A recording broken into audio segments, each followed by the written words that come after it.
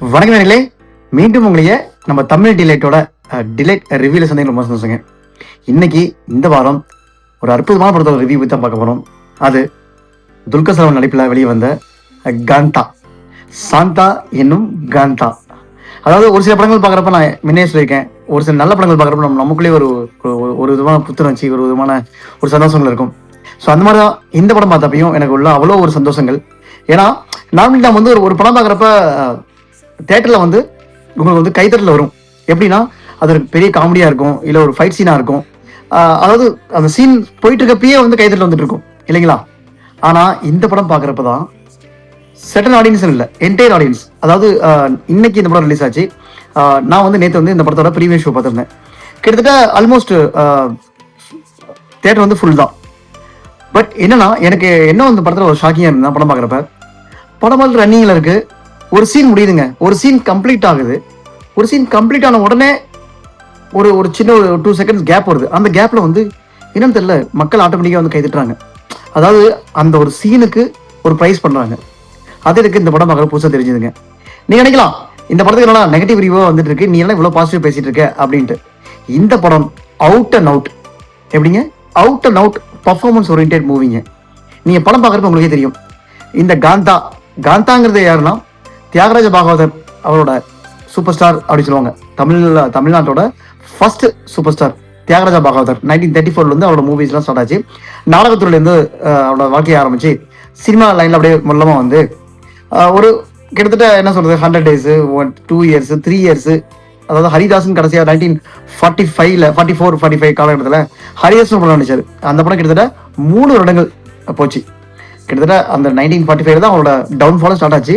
ஒரு லட்சுமிகாந்தன் அப்படின்னு சொல்லி ஒரு ரிப்போர்ட்டரோட கொலை வழக்கில் வந்து மாட்டி உள்ளே போய் அதில் வந்து அவரோட கெரியரே போச்சுன்னு தான் சொல்லணும். ஒரு 3 years போயிட்டு திருப்பி கம்பேக் வந்து ஒரு சில படங்கள்லாம் பண்ணாரு. பட் ஆனால் அந்த அளவுக்கு பெருசாக போகலை. தென் 1959 அதாவது இந்த இயர் 49 years ஓல்டில் அவர் வந்து இறந்தார். இது வந்து அவரோட தியாகராஜ பாகவதரோட ஆக்சுவல் ஸ்டோரி. பட் ஆனால் இந்த காந்தா இது வந்து தியாகராஜ பாகவதர் அவரோட சுற்றி தான் வந்து கதைகள் இருக்கு. பட் ஆனால் இந்த கதை வந்து ஒரு ஃபிக்ஷனல் பேஸ்டு கதைங்க. நான் பார்த்த வரைக்கும் நான் ஆக்சுவலி எனக்கு வந்து தியாகராஜ பாகவதரோட கதை தெரியும். பட் ஆனால் இந்த படம் பார்க்குறப்ப இது வந்து அவுட் அண்ட் அவுட் அவரோட ஸ்டோரின்னு சொல்ல முடியாது. அவரை பேஸ் பண்ணி ஒரு ஃபிக்ஷனலாக ஒரு ஸ்டோரி ரெடி பண்ணி தான் இது ஃபிக்ஷனல் பேஸ்ட் ஸ்டோரி தான் வந்து முன்னாடியே வந்து காட்டிடுறாங்க. ஸோ இது எனக்கு ஒரு கிளியரன்ஸ் இருக்குது. பட் இருந்தாலும் நான் ஒரு சில விஷயங்கள் நான் ரிசர்ச் பண்ணிவிட்டு உங்களுக்கு டீட்டெயிலாக அவரை பற்றின ஒரு வீடியோ கொடுக்க முற்படுறேன். ஸோ இந்த படம் பார்க்குறப்ப இந்த படம் வந்து என்னன்னா மேலோட்டமாக பார்க்குறப்ப தியாகராஜ பாகவதர் இருக்காரு. அவரை வந்து நாடகத்துறையிலேருந்து சினிமா துறைக்கு ஒரு டைரக்டர் வந்து கொண்டு வராரு, எழுத்தர் டைரக்டர் வந்து கொண்டு வராரு. ஸோ அவருக்கும் இவருக்குமான ஒரு ஈகோ கிளாஷ் வருது. அந்த ஈகோ கிளாஷில் நடுவில் மாட்டிக்கிட்ட ஒரு ஹீரோயின். அதுக்கப்புறம் நடக்கிற கதைக்களங்கள் தான் வந்து படத்தை வந்து படமாக எடுத்து கொடுத்துருக்காரு மிஸ்டர் டெபியூ டைரக்டர். அதாவது சினிமா பேஸ்டு, அதாவது ஃபிலிம் சீரீஸில் வந்து இதான் அவருக்கு வந்து ஃபர்ஸ்ட் படம். இதுக்கு முன்னாடியே வந்து ஒரு வெப் சீரிஸ் பண்ணியிருந்தாரு. மிஸ்டர் செல்வமணி செல்வராஜ் வந்து வெப் சீரிஸ் வந்து பண்ணியிருந்தாரு, இந்த ஹண்ட் ஃபார் வீரப்பன். உங்களுக்கு தெரியும், ஜி5ல வந்தது, மிகப்பெரிய ஹிட் ஆச்சு இந்த ஒரு வெப் சீரிஸ். மேபி அந்த வெப் சீரிஸோட தாக்கத்தாலே என்னமோ தெரியல, நம்ம துல்கர் சல்மான் வந்து அவரோட ப்ரொடக்ஷன்லேயே வந்து இந்த படத்தை வந்து அவர் கொடுத்தாரு டைரக்ட் பண்ண. சொல்லப்போனால் ரொம்ப அற்புதமாக வந்து கையாண்டிருக்கிறாரு.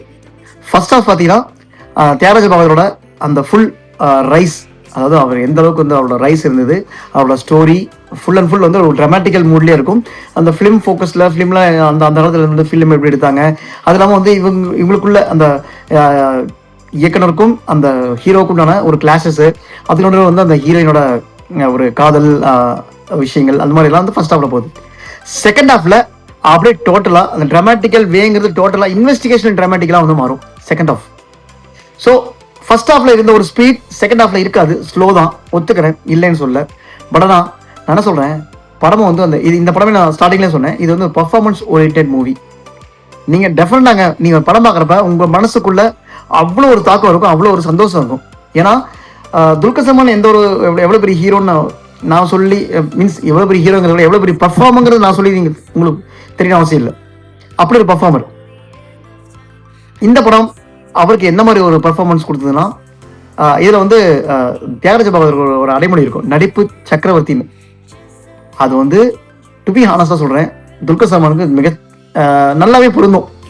இப்போ சூப்பர் ஸ்டாரு, மெகா ஸ்டாரு, என்ன சொல்ற அல்டிமேட் ஸ்டார்னு சொல்லிட்டு பட்டங்கள்லாம் போடுறாங்களே, எனக்கு தெரிஞ்சு துல்கர் சல்மானுக்கு நடிப்பு சக்கரவர்த்தின்னு பேர் போட்டே போடலாம். அந்த அளவுக்கு அவரோட ஆக்டிங் பர்ஃபார்மன்ஸ் இருந்தது. நிறைய சீன்ஸ் இருக்கு படத்தில். நான் சொல்லப்போனால் எக்ஸாம்பிள் நான் ஒரு விஷயம் சொல்கிறேன். ஹீரோயின் வந்து நம்ம பாக்யஸ்ரீ போஸ் வந்து ஒரு சுச்சுவேஷன் வரும். அதில் வந்து ஹீரோவை கை பிடிச்சி அழுகிற மாதிரி தான் சீன். அதில் ஒரு ஆக்ரோஷமையாக வந்து அடைஞ்சிருவாங்க. இது வந்து ஸ்கிரிப்ட்லேயே இருக்காது, பட் அதான் அடிச்சிடுவாங்க. ஸோ அது வந்து டேரக்டர் சொல்லி தான் அடிச்சாருன்னு சொல்லிட்டு எல்லாரும் புரிஞ்சிருக்க டைமில் கட் சொல்லுவாங்க. ஹீரோ வந்து, அதாவது நம்ம ஹீரோ தியாகராஜ பாகவதராக இருக்கிற டிக்யூ வந்து 1 more போகலாம் அப்படிம்பாங்க. 1 more போகிறப்ப அந்த ஹீரோ வந்து அடிக்க மாட்டாங்க. 2 more போகலாம்பாங்க. செகண்ட் ஷாட் போகும், தேர்ட் ஷாட் போகும், இப்படியே டேக் போயிட்டே இருக்கும். 4th டேக்கில் தான் வந்து பலமாக அடிக்கிறப்ப இதுதான் நம்மளோட எதிர்பார்த்தேன் அப்படின்னு சொல்லிட்டு அந்த 4th டேக்கோட ஆக்சுவல் அந்த ஸ்கிரிப்ட் வந்து முடிஞ்சிருது. ஸ்கிரிப்டோடய அந்த சீன் வந்து முடிஞ்சிருது. பட் ஆனால் அந்த ரோலிங் கண்டினியூ பண்ணுங்கன்னு சொல்லிட்டு இவரை ஒரு பர்ஃபார்மன்ஸ் ஆள் காட்டுவார். அந்த ஹீரோயின் கைப்பிடிச்சி அடிக்கிறது அப்படின்னு பண்ணிட்டு லிட்டரலாங்க, நீங்கள் சொல்ல நம்ப மாட்டீங்க, அந்த சீன் முடியுது. கிட்டத்தட்ட தேட்டரில் வந்து ஒரு 500 பேர் இருப்பாங்க. எனக்கு தெரிஞ்சுங்க, நாட் 500, மோர் தென் 700 people இருப்பாங்க. கிட்டத்தட்ட 500 பேர் கிட்டத்தட்ட கைதிட்டாங்க. 700 பேர் இல்லை, ஒரு 500 பேர். அந்த சீன் முடிஞ்சதுக்கப்புறம் ஆட்டோமேட்டிக்காக எல்லாருமே பரவசம் அடைஞ்சு கைத்துட்டாங்க. அந்த அளவுக்கு துல்கர் பண்ணாருங்க. அது ஒரு சீன். தென் படத்தில் நிறைய சீன் அவர் வந்து நல்லா சூப்பராக பண்ணியிருந்தாரு. இன்னொரு சீன் வந்து டைரக்டர் சமுத்திரகனி வந்து மீன்ஸ் அந்த படத்தில் டைரக்டராக காட்டுற, அவர் ஐயாவாக காட்டுற சமுத்திரகனி வந்து ஒரு சீனில் வந்து இங்கெங்க சீன் இருக்கும், இந்த மார்க்கில் நீ நிற்கணும், 4 இடம், 4 மார்க்கு 4 இடம், சிச்சுவேஷன் எக்ஸ்பெரிமெண்ட்டு உட்காந்துருவா, இப்போ நீ நடுறாம்பார். அப்போ வந்து ஒரு மாதிரி ஒரு எக்ஸ்பிரஷன் கொடுத்து நடித்து முடித்து அந்த கிளாஸில் போய் உடைக்கிற மாதிரி ஒரு சீனு அவர் பண்ணுவார். ஐ திங்க் ட்ரெய்லரில் கூட அந்த நடிக்கிற மாதிரி ஒரு சீன்லாம் வரும். ட்ரெய்லர் டீசரில் சம்திங் வரும், அந்த சீன் தான் அது. ஸோ அந்த விஷயமா இருக்கும், அந்த சீன் ஆகும். அதுவும் தான் கரெக்டாக சீன் முடியுது. சீன் முடிஞ்சு ஒரு 2 செகண்ட் அப்படியே சைலண்ட்டாக எல்லாம் இருக்கிறாங்க. என்டையர் தியேட்டர் கிளாப்ஸுங்க. அதாவது ஒரு சீன் கன்டினியூ ஆகிட்டு இருக்கும், நம்ம கிளாப்ஸ் பண்ணுறது வேற, அதை ரசித்து முடிஞ்சு அதுக்கு ஒரு ப்ரைஸ் பண்ணுறதுங்கிற வேறங்க. அதை நான் இந்த படத்தில் கண் கூட பார்த்தேன். இந்த படம் 200% சொல்லுவேன், 200 இல்லை 1000% சொல்லுவேன். இது வந்து நாட் ஃபார் ஓடிடி. ஓப்பனாக சொல்கிறேங்க, இந்த படம் வரட்டும், நான் ஓடிடியில் பார்த்துக்கிறேன் அப்படின்னு மட்டும் தயவு செய்து நினச்சிட வேண்டாம். ஏன்னா இது அவுட் அண்ட் அவுட், இந்த பர்ஃபார்மன்ஸ் சொல்லிட்டேன்னு சொல்கிறப்ப எஸ், இது வந்து ஒரு தேட்ரிக்கல் மூவி. தேட்டரில் போய் பாருங்கள். படத்தில் எந்த ஒரு 18+ காட்சிகளோ, காதல் காட்சிகள் இருக்குது, இல்லைன்னு சொல்லலை, பட் 18+ காட்சிகள் இல்லை. நீங்கள் வந்து ஒரு அப்கமிங் ஃபிலிம் மேக்கராக இருந்தால் கண்டிப்பாக இந்த படம் உங்களுக்கு வந்து ஒரு மிகப்பெரிய சர்ப்ரைஸ் கொடுக்கும், மிகப்பெரிய ஒரு எலிமெண்ட்ஸ் கொடுக்கும். விஷயங்கள் நீங்கள் என்னென்ன விஷயங்கள் இப்போ ஒரு பீரியட் ஃபிலிம் பண்ணணும்னா என்னென்ன விஷயம் நம்ம வந்து நோட் பண்ணுவோம், என்னென்ன விஷயங்கள் வந்து நம்ம வந்து கண்டுபிடிச்சி என்னென்ன விஷயங்கள் வந்து நம்ம வந்து ஃபாலோஅப்ஸ் வச்சுக்கணும். அதாவது இப்போ அந்த காலத்து படத்துலலாம் மீன்ஸ் இப்போ ஒரு 10 years பேக்லாம் வந்து ஒரு பீரியட் ஃபிலிம் எடுக்கணும்னா நிறைய மெனக்கட்டாங்க. எனக்கு இந்த படத்தில் நிறைய மெனக்கல்னு தோணுது. 2-3 காரு இந்த விஷயங்கள்லாம் மட்டும் வச்சுட்டு பேக் ட்ராப் ஃபுல்லாக வந்து சிஜியில் வந்து கொஞ்சம் கொண்டு வந்த மாதிரி இருக்குது. ரொம்ப அருமையாக வந்து டைரக்டர் செல்வமணி செல்வராஜ் வந்து ஹேண்டில் பண்ண மாதிரி தான் எனக்கு தெரிஞ்சுதுங்க. ரொம்ப சூப்பராக பண்ணியிருந்தாரு. இதில் இந்த படத்தில் எனக்கு வந்து இன்னொரு ஒரு வியக்கத்தக்க விஷயம் என்னன்னா, நமக்கு தெரியும் சமுத்திரகனியாக இருக்கட்டும், நடிப்பு சக்கரவர்த்தி துல்கர் சல்மான் ஆகட்டும், 2 பேரும் வந்து பர்ஃபார்மன்ஸ் வந்து மென்டீராகவும் தெரியும். பட் ஆனால் ஒரு சர்ப்ரைஸ் பேக்கேஜ் என்னன்னா பாக்யஸ்ரீ பர்ஸோட பர்ஃபார்மன்ஸ் தாங்க. படத்தில் ஹீரோயினாக வந்து நடிச்சிருப்பாங்க. பர்மா பொண்ணா வந்து அகதி முகாம்லேருந்து வந்து ஒரு ஹீரோயினாக வந்து பண்ணுவாங்க. அவங்க அந்த படத்தில் ஃபிலிம் சீக்வன்ஸாகவே 2-3 சீன் சொல்லுவாங்க. இங்கெல்லாம் மிரட்டிட்டாங்க, ரொம்ப சூப்பராக பண்ணாங்க. தமிழில் இது அவங்களுக்கு ஃபஸ்ட் படம். தெலுங்கில் ஒரு 2-3 மூவிஸ் பண்ணியிருந்தா கூட தமிழில் தான் ஃபஸ்ட் படம். நான் தெலுங்கில் அவங்க பர்ஃபார்மன்ஸ் பார்த்தது இல்லை, பட் ரவிதாஜா கூட 2-3 பாடலாம் பண்ண மாதிரி ஒரு படம் பண்ணியிருந்தாங்க. அதுக்கு ஃபுல் அண்ட் ஃபுல் கமர்ஷியல் படம் தான், அதை விடுங்க. இந்த படம் எஸ் அஸ் அ பர்ஃபார்மராக இந்த படம் அவங்களுக்கு வந்து ஒரு நல்ல ஒரு பிரேக் கொடுத்துருக்கு. அது என்னென்ன தெரியலைங்க, துல்கர் சல்மானுக்கு கூட நடிச்சிட்டிங்கன்னா உங்களுக்கு நீங்கள் வந்து அடுத்தடுத்த ஹிட் தான். அதுக்கு வந்து நிறைய ஹீரோயின்ஸ் வந்து அந்த லிஸ்ட்டில் இருக்காங்க. துல்கர் சல்மான் நடிச்சிட்டாங்களா, அவங்களோட கெரியோகிராஃப் வந்து எங்கேயோ போயிடும். ஸோ அதில் பாக்யஸ்ரீ போஸும் அவங்களோட கெரியோகிராஃப் எங்கேயோ போகுதுங்க கன்ஃபார்மாக. தமிழில் அட்லீஸ்ட் ஒரு ரவுண்ட் வருவாங்கன்னு எனக்கு தோணுது. இதில் செகண்ட் ஹாஃபில் ஒரு பெரிய சர்ப்ரைஸாக வந்து ராணா தகுபதி நடிச்சிருப்பாரு. நான் சொன்ன மாதிரி அந்த இன்வெஸ்டிகேஷன் மோடில் அவர் மிரட்டிட்டு தான் சொல்லணும். அவர் நல்லா பண்ணியிருந்தார். மீன்ஸ் கொடுத்த இதை வந்து நல்லா தான் பண்ணியிருந்தார். ஈவன் அவர் கூட ஒன் ஆஃப் தி ப்ரொடியூசர் கூட இந்த படத்தில் கோ பார்ட்னர் கூட. ஸோ இந்த படம் வந்து எனக்கு தெரிஞ்சு நான் சொன்ன மாதிரி என்டையர் கதையே வந்து தியாகராஜ பகவதரோட கதை கிடையாது. ஹாஃப் ஆஃப் த மூவி வந்து எஸ் தியாகராஜ பகவதர் கதை, ஹாஃப் ஆஃப் த அந்த ஐ திங்க் அந்த ஹீரோ கூட லவ் பண்ணுற சீனும் சரி, இந்த இவங்க சாந்தான் இருக்கிற மூவியாக இருக்கட்டும், இவருக்கு வந்து ஒரு பெரிய நடேசன் முதலியார் அவரோட பொண்ணு தான் கல்யாணம் பண்ணாருன்னு சொல்லிட்டு ஒரு அவர் காட்டுற அந்த சீக்வன்ஸாக இருக்கட்டும். ஸோ எனக்கு தெரிஞ்சு அதெல்லாம் வந்து ஃபிக்ஷனல் பேஸ்ட் தான் இருக்க மாதிரி எனக்கு தோணுது. ஏன்னா நான் அவரோட பயோபிக் மீன்ஸ் அவரோட வரலாறு புள்ளி பார்க்குறப்ப எனக்கு அந்த மாதிரி விஷயங்கள் எதுவும் கிடைக்கல. பேபி நான் முன்ன சொன்ன மாதிரி அதை நான் இன்னும் கொஞ்சம் டெப்த்தாக போய் பார்த்துட்டு உங்களுக்கு அதை பற்றின டீட்டெயில்டு ஸ்டோரி நான் கொடுக்க முற்படுறேன். இன்னொரு விஷயம், ரொம்ப நன்றி. ஏன்னா சடனாக இப்படி ஒரு கெட்டப்பில் வந்துட்டேன். ஸோ ரீசெண்டாக நான் வந்து பழனி போயிருந்தேன். ஸோ அங்கே நடந்த மாற்றம் தான் இந்த மாற்றம். ஸோ இவ்வளோ நேரம் பொறுமையாக இந்த வீடியோ பார்த்துட்டு ரொம்ப நன்றி. எனக்கு இந்த கெட்டப் பிடிச்சிருக்கு, பட் இருக்கட்டும். ஆனால் உங்களுக்கு இது பிடிக்குமா பிடிக்கலான்னு தெரியல, but still I like this getup.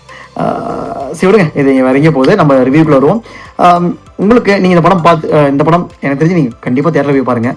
இது அவுட் அண்ட் அவுட் ஒரு தேட்டரிக்கலில் பார்க்க வேண்டிய ஒரு படம். இதில் முக்கியமான விஷயம் நான் சொல்ல மாட்டேன், ஜாக்ஸ் பிஜியோட மியூசிக். ஒரு படம் வந்து எந்தெந்த இடத்துல வந்து ரொம்ப எலிவேட் பண்ணுறதுக்கு முக்கியமான காரணம் வந்து மியூசிக் மியூசிக் தான். மியூசிக்காக இருக்கட்டும், சாங்காக இருக்கட்டும், பிஜிஎம் இருக்கட்டும், ரொம்ப சூப்பராக பண்ணியிருந்தார் அவர். ஏன்னா படம் வந்து நான் சொன்ன மாதிரி ஃபர்ஸ்ட் ஹாஃப் வந்து நீங்கள் வந்து ஃபுல் பர்ஃபார்மன்ஸ்லேயே பார்த்தா, செகண்ட் ஹாஃப் ஃபுல்லாக இன்வெஸ்டிகேஷன் மோட்ல தான் இருக்கும். பட் ஆனால் அதுக்கேற்ற ஒரு மியூசிக் கொடுத்து நல்ல படத்தை வந்து எலிவேட் பண்ணி கொண்டு போனார்.